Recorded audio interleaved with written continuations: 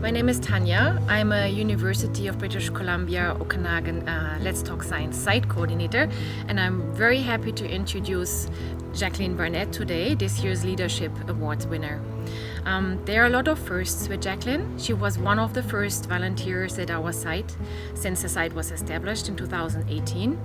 She led our first ever UBC Okanagan workshop, and she was our first volunteer of the month.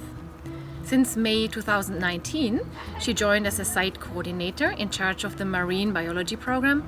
And because she has a really hard time to say no to anything, she's also promoting digital literacy and organizing a gut health high school symposium.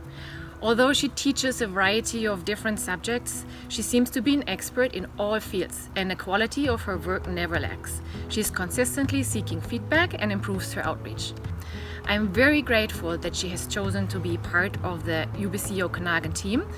Would like to thank her for all of her hard work, and I really hope that she stays with us a bit longer. The thing that jumped out at me as an individual was the mission statement that she described for herself. It was a quote from a very important historical figure, John Quincy Adams. And I'll read the quote that she used as her guide, if you like, for the work that she was doing. And it was, if your actions inspire others to dream more, learn more, do more, and become more, you are a leader. And it's a marvelous quote. And she selected a marvelous quote as her mission. And she and the people, the volunteers in her organization, worked to that quote and mission, and she was a valid winner because of that. She seemed to be able to, in her documentation, seemed to convince us that the people in her organization were the ones who did the work. And she understood what the work was, and it was a very good and wonderful collaboration. Congratulations, Jacqueline, on your Let's Talk Science Award. She is a very dedicated Let's Talk Science leader, from buying craft supplies to being directly into the classroom to leading volunteers through these experiments in the classroom with elementary and high school children in our community. I have directly experienced being in the classroom with her on several occasions. Our most recent was in a forensics laboratory with grade 6 students.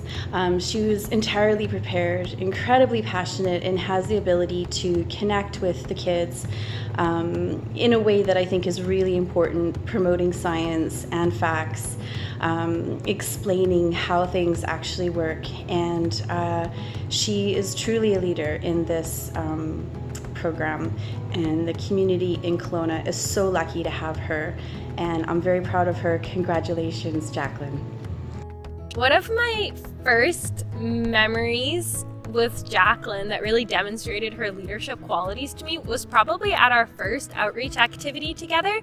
It was back when our UBCO Let's Talk Science site just started, and we were volunteering at a local elementary school doing one of our marine outreach workshops. And I remember just being in awe of how amazing she interacted with the kids. She got their excitement. You could just see their smiles and enthusiasm to learn about science and biomes. And it really made me, as a volunteer, want to be more like her in terms of a leader and how she demonstrates her skills in the workshops and her enthusiasm with promoting STEM in children. So yeah, I think she's so amazing at what she does for promoting the love of science.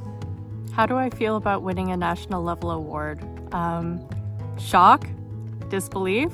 I definitely spent the first couple of days not believing that it had really happened. But most of all, I'm just incredibly honored, and it's something that I'm gonna treasure for the rest of my life. My absolute favorite memory of an outreach visit, I think, resonates with a lot of graduate students. I think we can all identify with the fact that more often than not, our experiments don't go according to plan, and we can sometimes feel very frustrated. And I was in a classroom with grade 3 students, and I asked them what they thought that a scientist did. And I had a little girl, she put her hand up and she said, "A scientist doesn't give up, no matter what." And I was in a particularly low point with my research, and that really resonated with me, and that really stuck with me. And I felt that that really did define what a scientist does really, really well. We don't give up. We keep pushing forward even when it's hard. And the fact that that little girl had so much insight really touched me.